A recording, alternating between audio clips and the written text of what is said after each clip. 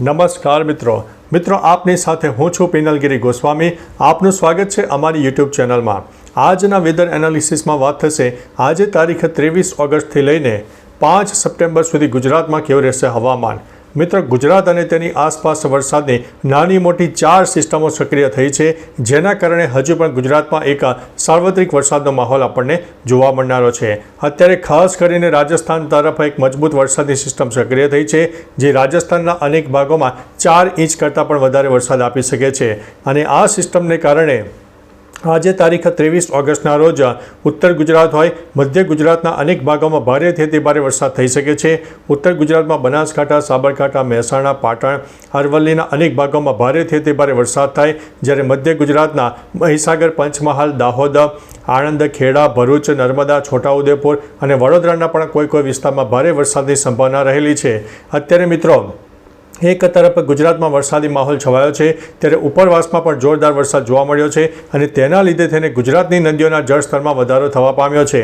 બીજી તરફ મિત્રો સૌરાષ્ટ્ર, દક્ષિણ ગુજરાત અને કચ્છની પણ વાત કરી દઈએ તો સૌરાષ્ટ્રમાં સામાન્ય વરસાદનું પ્રમાણ ઘટી શકે તેવી સંભાવના છે। કોઈ વિસ્તારમાં તાપ તડકો ઉઘાડ પર નીકળે, પરંતુ અત્યારે જે સિસ્ટમ સક્રિય છે એ ઉત્તર ગુજરાત અને મધ્ય ગુજરાત અને દક્ષિણ ગુજરાતના અનેક ભાગોને વ્યાપક અસર કરે તેવી સંભાવના છે। આગામી 3 દિવસ આ વરસાદની સિસ્ટમ છે તેની સક્રિયતા વધુ રહેશે। બીજી તરફ કચ્છમાં પણ કોઈ વિસ્તારમાં છૂટો છવાયો વરસાદ તો કોઈ વિસ્તારમાં ભારે વરસાદ પણ થઈ શકે છે। એકંદરે મિત્રો આ જે સિસ્ટમ સક્રિય થઈ છે, આગામી 3 દિવસ મેઘતાંડવ જોવા મળશે। નદીઓના જળસ્તરમાં વધારો થાય, ડેમની જળ સપાટી વધે, નીચાણવાળા વિસ્તારોને એલર્ટ કરી દેવા પડે અને જે નીચાણવાળા વિસ્તારોમાં, તટીય વિસ્તારોમાં લોકો રહે છે તે થોડા સાવચેત રહેજો, એલર્ટ રહેજો। તમારા ઢોર ઢાંખર હોય, કોઈ કિંમતી ચીજવસ્તુ હોય, થોડી સાવચેત જગ્યા લઈ લેજો, કારણ કે હજુ પણ આગામી 3 દિવસ એક મેઘતાંડવની શક્યતા રહેલી છે। બાકી મિત્રો હજુ પણ આ 3 દિવસ બાદ આ જે સિસ્ટમ છે સામાન્ય નબળી પડી શકે છે, પરંતુ એકદમથી વરસાદ બંધ નહીં થાય। આપણને 5 સપ્ટેમ્બર સુધી છૂટો છવાયો વરસાદ પણ મળવાનો છે, પરંતુ એક સાર્વત્રિક વરસાદનું જે બોન્ડિંગ છે એ બોન્ડિંગ આગામી 3-4 દિવસ પછી તે તૂટી જાય તેવી સંભાવના છે અને છૂટા છવાયા વરસાદના રૂપમાં ગુજરાતના એક સારામાં સારો વરસાદ મળી રહેશે। મિત્રો, આગામી 10 દિવસની વાત કરીએ તો ગુજરાતમાં વરસાદી માહોલ તો જોવા મળશે, પરંતુ અત્યારે જે એવરેજ વરસાદનું પ્રમાણ ચાલી રહ્યું છે તેમાં પણ 3થી 5% વધારો થાય તેવી સંભાવના છે અને આપણને છેક 82% સુધી વરસાદ મળી જાય તેવી સંભાવના દેખાઈ રહી છે। બાકી મિત્રો, તમારા વિસ્તારમાં વરસાદનું પ્રમાણ કેવું છે? તાપ તડકો ઉઘાડ હોય, ગરમી હોય, બફારો હોય અને સામાન્ય ઠંડકનો પણ અહેસાસ થતો હોય તો તમામ પ્રકારની માહિતી આપી દેજો।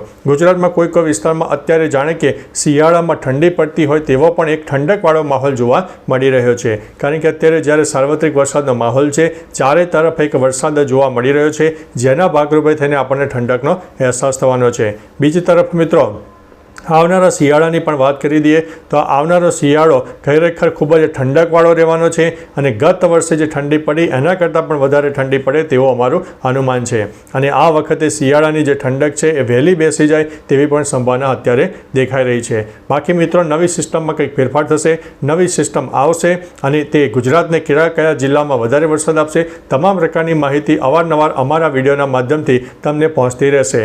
તો ચાલો મિત્રો, ફરીથી લેટેસ્ટ ઇન્ફોર્મેશન અને વરસાદની નવી આગાહી લઈને મળતા રહીશું। ત્યાં સુધી અમને રજા આપશો। નમસ્તે।